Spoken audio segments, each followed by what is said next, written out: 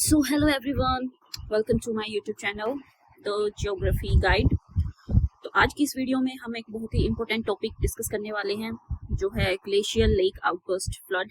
ये एक काफ़ी रिलेवेंट टॉपिक है करंट अफेयर्स को लेके, किसी भी एग्ज़ाम को लेके, वो चाहे स्टेट पीसीएस हो या यूपीएससी हो, यूजीसी नेट हो या फिर कोई भी असिस्टेंट प्रोफेसर का एग्जाम हो। इस टॉपिक से रिलेटेड कहीं ना कहीं क्वेश्चंस पूछे ही जाते हैं।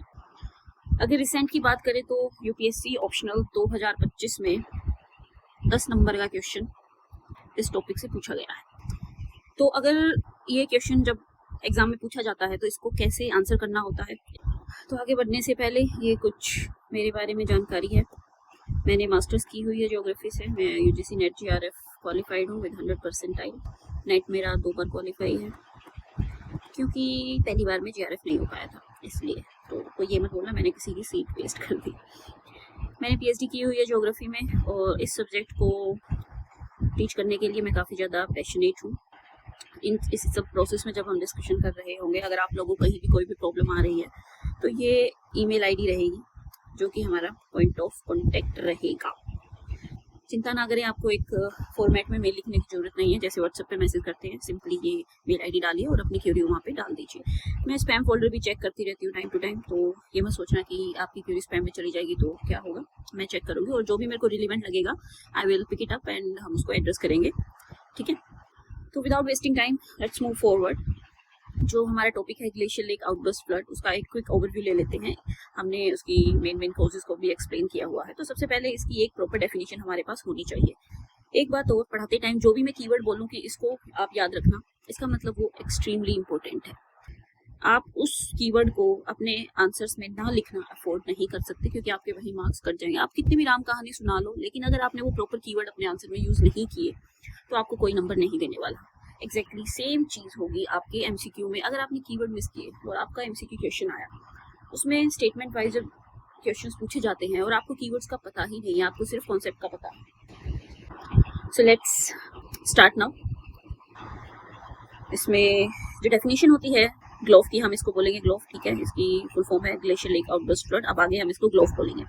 इसमें एक sudden catastrophic release of water होता है। अब उसका रीजन कुछ भी हो सकता है, ठीक है। सडन मतलब एकदम से बहुत सारे क्वांटिटी में पानी का फ्लो आ जाना किसी स्टीप स्लोप से, या जो कि एक लेक। अब आप सोच सकते हो कि जब एक लेक बना होता है तो उसमें कितना ज्यादा पानी ऑलरेडी स्टोर होता है, लेकिन अगर किसी हाइट पे लेक बना हुआ है और आउट ऑफ ए सडन आप उस पूरे के पूरे लेक के पानी को नीचे फेंक दो, या कोई ऐसा चैनल बना दो कि सडनली वो पानी नीचे की तरफ आ जाए, तो किस स्पीड और किस प्रेशर के साथ आएगा आप सोच सकते हैं।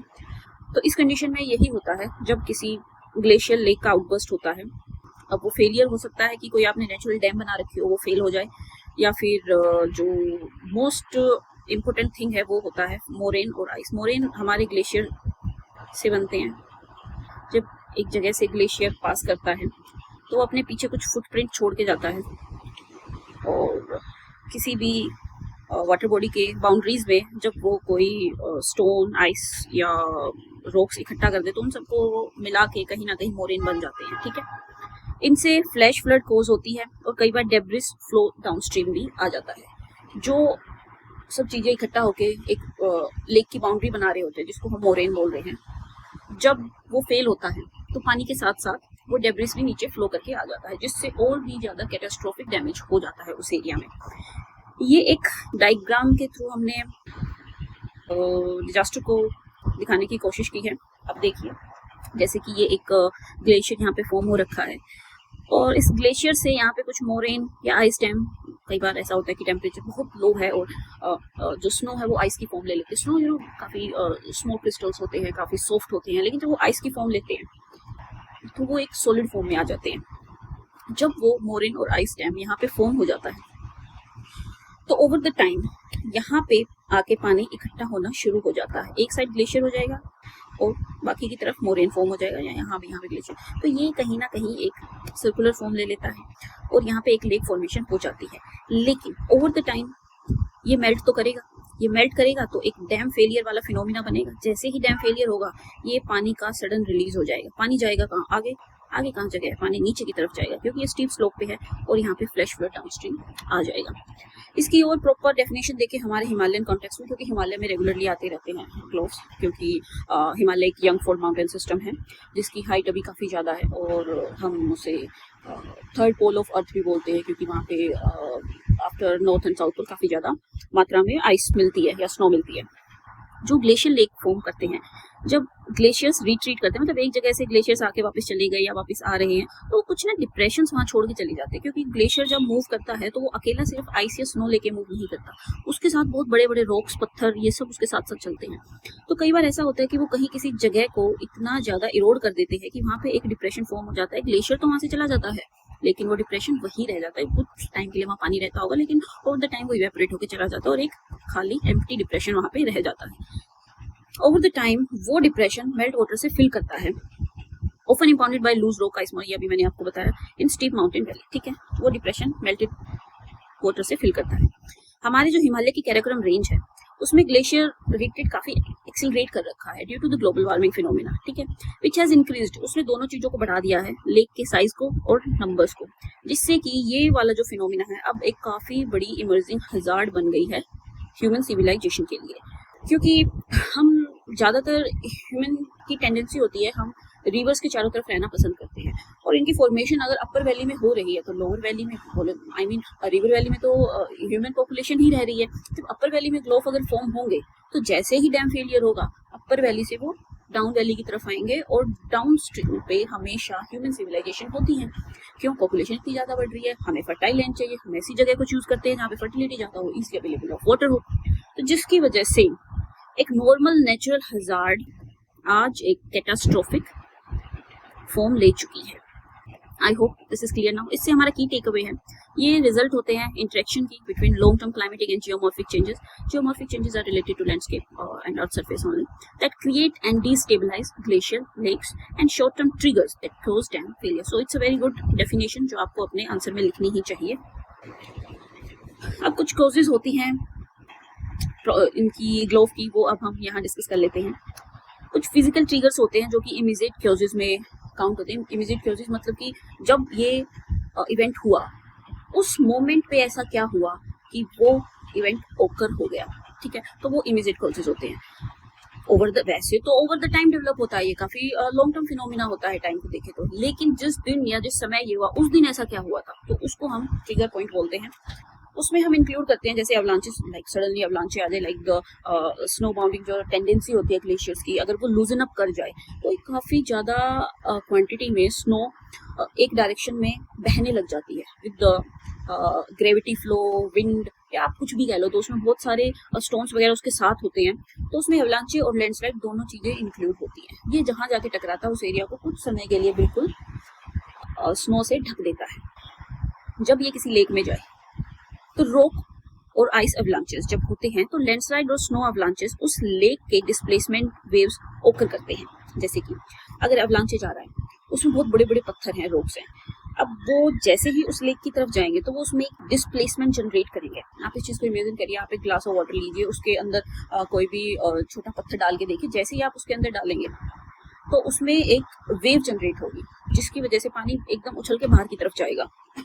सेम चीज जब कोई अवलांचे ऐसे धड़ाम से ऊपर से गिरता है तो उस लेक में कुछ मूवमेंट देखी जाती है जिससे कि लेक के पानी में डिस्प्लेसमेंट हो। तो एक ये इमीडिएट कॉज हो गई है अवलांचे की। इसका एक एग्जांपल है साउथ लोहांग इवेंट जो हुआ था, it was due to avalanche that overtop and eroded that dam. So second phenomena जो इसमें कंसिडर किया जाता है वो है अगर एक्सट्रीम रेनफॉल या फिर रैपिड स्नो मेल्ट हो जाती है, जैसे कि मतलब कि जो क्वांटिटी ऑफ वाटर अवेलेबिलिटी है वो एकदम से बढ़ जाए किसी लेक में, तो जो डैम की होल्ड करने की कैपेसिटी है, जो कि ऑब्वियसली काफ़ी एक टेम्परेरी डैम बना हुआ होता है, वो वाटर होल्ड करने की कैपेसिटी उसकी ख़त्म हो जाती है और वो सडनली डैम ब्रेक होता है और ये फिनोमिना ओकर हो जाता है। Third can be the seismic activity. अगर एकदम से अर्थक्वेक ओकर हो रहा है, हिमालय वैसे भी काफ़ी हिमालय वैसे भी काफ़ी सिस्मिकली एक्टिव बेल्ट है, it can destabilise the moraines और trigger slope failure into the lake which cause abrupt dam breach. Okay, so fourth can be the glacier trunk calving और कोलैप्स। अगर सडनली कोई हिस्सा है ग्लेशियर का अगर टूट के लेक के अंदर गिर जाए तो उससे भी ये फिनोमिना ओकर हो सकता है, गोल्फ फिनोमिना ओकर हो सकता है। यही लिखा गया directly in the lake can displace large volume of water. Okay, so fifth can be the sub glacial volcanic activity. अगर कोई वोल्केनिक एक्टिविटी ऐसी जगह पे हो रही है जिसकी वजह से उस एरिया के सराउंडिंग में हीट बढ़ रही है, उसकी वजह से मेल्टिंग का प्रोसेस बढ़ेगा due to the volcanic process, और जो आइस और मोरेन है वो वीकन होंगे और it will suddenly trigger that outburst. Fifth can be the cryoseisms, other, ये काफी रेयर ट्रिगर माना गया है। अब सो इसमें नेक्स्ट होगा हमारा, अगर ये सब ट्रिगर हो रहे हैं तो उसमें रिस्पॉन्स चेन क्या होता है, ट्रिगर रिस्पॉन्स चेन आखिर इस प्रोसेस का क्या रहता है। तो this is the thing, trigger event माना गया है, या अवलांचे या रेनफॉल को इसमें से कुछ भी आ सकता है। इन सब से क्या बनता है कि जो वेव होती हैं वो वाटर लेवल को रेज कर देती हैं, वाटर लेवल डिस्प्लेस करता है जिससे उसमें वेव्स हो जाती हैं। ओवरटॉपिंग होती है और डैम का इरोजन होता है जिसकी वजह से डैम ब्रीच होता है, मतलब पानी डैम के ऊपर से जाने लग जाता है। रैपिड ड्रेनेज फॉर्म होता है और आउट ऑफ द सडन ग्लो फ्लड आ जाती है उस एरिया में।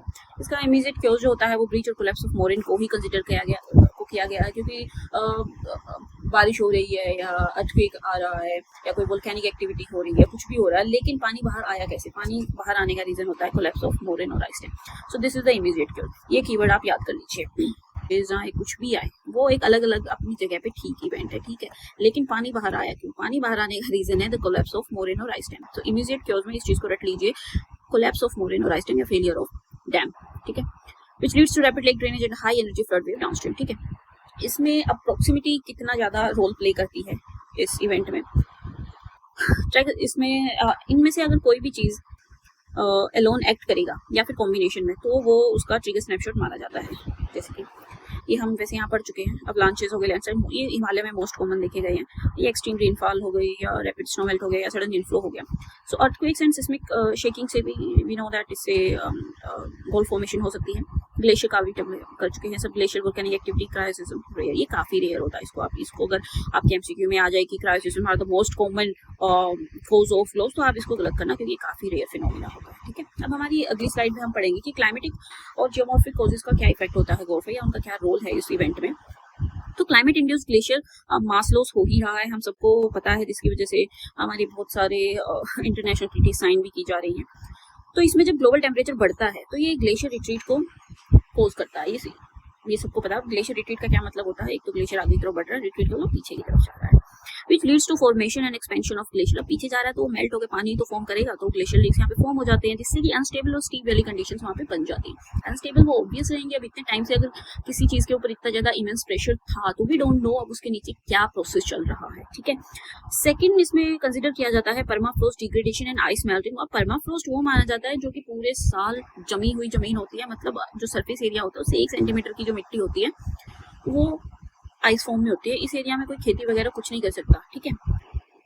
अब जब ये मेल्ट करेंगे और जो बोरिड आइस थी और परमाफ्रोस्ट विद इन मोरेस वो वीक हो जाएगा। अब ये वीक होगा तो dam material over the time टूटने की कगार पे आ जाएगा, जिससे कि उन जमीन और ग्लेशियर के बीच में जो पकड़ थी वो काफी ढीली होएगी और इससे जो फेलियर की ससेबिलिटी है वो काफी ज्यादा इंक्रीज हो जाएगी, ठीक है। और वो जो ग्लेशियर का कोई भी टुकड़ा होता है वो टूट के पानी में गिरने की टेंडेंसी और भी ज्यादा बढ़ जाती है, ठीक है। थर्ड इसमें कंसिडर होता है फ्रेजाइल मोरेन इम्पाउंडेड लेक्स। ये हम ऑलरेडी पढ़ चुके हैं, काफी जो हिमालयन लेक्स है वो इम्पाउंडेड होते हैं अनकंसोलिडेटेड पोलिक अपने मोरेन से with high pore water content which is prone to piping soil and breach. We have already gone through this. अब एंथ्रोपोजेनिक फैक्टर्स भी होते हैं, सिर्फ नेचुरल फैक्टर्स इसमें नहीं होते हैं, और इनको हम इनडायरेक्ट ड्राइवर कंसिडर करते हैं। अब ये तो डायरेक्ट ड्राइवर्स में आते हैं और ये इनडायरेक्ट ड्राइव करते हैं इस फिनोमिना को। जैसे क्लाइमेट चेंज, हमारा रोल इनडायरेक्ट है उस चीज में। अब एक फिनोमिना हो रहा है, हीट बढ़ रही है, उसकी वजह से ऐसे कोई प्रोसेस हो रहा है, लेकिन हमारा उसके पीछे एक रोल है। वो हीट ऐसे ही नहीं बढ़ी है, हमारी एक्टिविटीज पास्ट में कुछ ऐसी रही है, हमारे जो इंडस्ट्रियल रिवोल्यूशन ऐसे आए हैं, हमने फॉसिल फ्यूल को इस लेवल पे बर्न किया है कि आज कार्बन डाइऑक्साइड का अमाउंट या मीथेन का अमाउंट इतना ज्यादा एटमॉस्फेयर में बढ़ गया है, जिसकी वजह से अब क्लाइमेट चेंज हो रहा है, क्लाइमेट में इतनी ज्यादा हीट बढ़ रही है। So these are like considered as indirect driver. जैसे कि anthropogenic green house gas emission अभी मैंने आप लोगों को बताया, it warms the climate, accelerate glacier retreat and lake growth, thereby it increases the probability of flow. It increases the probability. It's not directly related, but it's indirectly related. That's why it increases the probability of flow. Okay. So second will be the human activities which increase the vulnerability of this process. Like अगर हम ऐसी जगह पे जहाँ already काफी fragile area है वहाँ पे रोड्स कंस्ट्रक्ट कर दें या हाइड्रो पावर प्रोजेक्ट, बड़े बड़े हाइड्रो पावर प्रोजेक्ट हम लगा तो हम लोग लगा ही रहे हैं, वी नो दैट, या कोई सेटलमेंट और इंक्रोचमेंट कर दे, फ्लड प्लेन कौन सा एरिया होता है जहाँ से कभी ना कभी नदी बह के जा चुकी है। अब हु नोज कब नदी का दोबारा से मन करे वो फिर से अपने फ्लड प्लेन में आके बह जाए। मानते हो इस चीज को? अब वो तो नदी का एक नेचुरल पाथ है, वो आज यहाँ से जा रही है तो वहां से जाएगी, it depends on the volume of water in it. लेकिन अगर हम जो उसका फ्लड प्लेन है वो एक बार जहाँ से आके जा चुके हैं, अगर वहाँ हम लोग अपनी सेटलमेंट बना रहे हैं तो नेक्स्ट टाइम जब नदी वहां से आएगी तो वो एक नेचुरल हजार्ड नहीं, वो एक कैटास्ट्रोफिक इवेंट बन जाएगा, क्योंकि द अमाउंट ऑफ लॉस वहाँ बहुत ज्यादा होने वाला, वहाँ बहुत ज्यादा डैमेज होने वाला है, क्योंकि we are already settled there. So these are the reasons, okay. But ये जो है ये डायरेक्टली उसको ट्रिगर नहीं करते, लेकिन ये ग्रेटली मैग्नीफाई करते हैं उसके इम्पैक्ट। वही मैंने आपको बताया ना, ये ग्लोव कैसे फॉर्म हो रहा है उस पर कोई इफेक्ट नहीं है, लेकिन उस इवेंट का इम्पैक्ट क्या है वो ये सेटलमेंट डिफाइन करते हैं, क्योंकि इंक्रीजिंग एक्सपोजर ऑफ पीपल हो जाएगा, इंफ्रास्ट्रक्चर और एसेट डाउनस्ट्रीम, अगर हम लोग ऐसे करेंगे तो। अब ये एक मतलब वैसे तो हम लोग पढ़ चुके हैं, बट फिर भी चलो कुछ कीवर्ड्स हैं देख लेते हैं, कॉजेज हैं इसकी। लॉन्ग टर्म से कैटास्ट्रोफिक फ्लड, तो long term of the time क्या चीज ऐसी बिल्ड हो रही होती है कि ऐसा एकदम से कैटास्ट्रोफिक फ्लड आता है। लॉन्ग टर्म क्लाइमेटिक और जियोमॉर्फिक डिस्टेबलाइजेशन होता है, ड्यू टू अगर क्लाइमेट वार्म कर रहा है, ग्लेशियर रिट्रीट कर रहे हैं, कोई लेक फॉर्म हो रहा है, लेक का फॉर्मेशन भी इस चीज में कंट्रीब्यूट करता है। वीक या अनकंसोलिडेटेड मोरेन डैम्स हो रही है या परमाफ्लोस डिग्रेडेशन हो रहा है।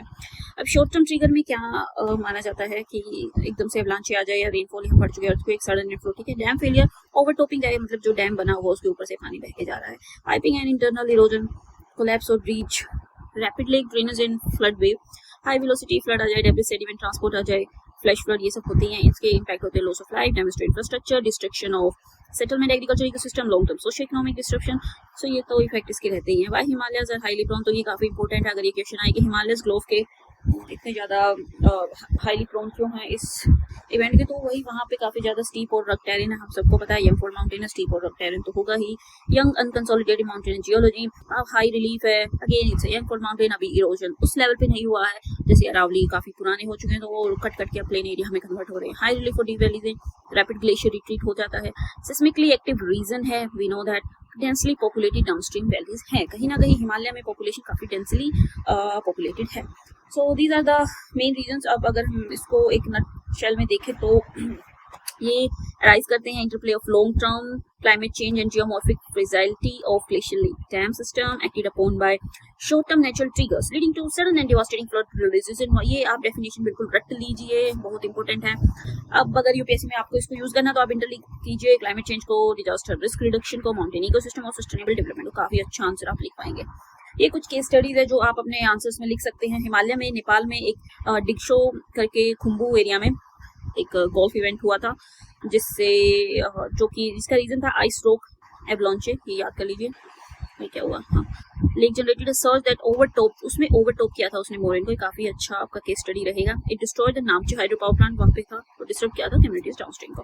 हिमालय में उत्तराखंड की जो है सबको पता है केदारनाथ फ्लड जो आई थी वो चोराबरी लेक में फेलियर ऑफ डैम से आई थी। उसमें रिकॉर्ड मानसून रेन उस टाइम कॉज हुए थे, जिससे कि लेक ने डैम को ब्रीच किया था और फ्लैश फ्लड और लैंडस्लाइड आई थी, तो उसमें ओवर 600 लोगों की मौत हो गई थी और बहुत सारे जो उत्तराखंड के विलेज हैं वो डिवास्टेट हो गए थे। अब एंडीज अगर आप मतलब ग्लोबल लेवल पे जाएं तो एंडीज साउथ अमेरिका का भी एग्जांपल ले सकते हैं, जिसमें लेक पैल्का कोचा है, पार्डन माय प्रोनाउंसिएशन, इसमें सडन डैम फेलियर हुआ था, काफी अच्छा एग्जाम्पल है। ये रेनफॉल का है, ये डैम फेलियर है, ये ओवरफ्लो का है, काफी अच्छे एग्जाम्पल मैंने लिखे हैं। ये यूरोपियन आउट से काफी रेयर होता है, आज तक सिर्फ 393 रिकॉर्डेड डेथ्स हैं ओवर 1000+ ईयर्स। सो हिस्टोरिक इवेंट इसमें स्विस में हुआ था, ऑस्ट्रेलियन आउट मेनली क्योंकि इसमें काफी सिर्फ कॉन्सेंट्रेटेड और लोकल डैमेज ही हुआ था। So this is it from my and, thank you for watching this video. हाँ, अब मोस्ट इम्पोर्टेंट जो होता है नोट्स कहाँ से मिलेंगे, अगर आपको ये नोट्स चाहिए तो मैं यहाँ पे अपना टेलीग्राम का लिंक अभी डिस्क्रिप्शन में पोस्ट कर दूंगी।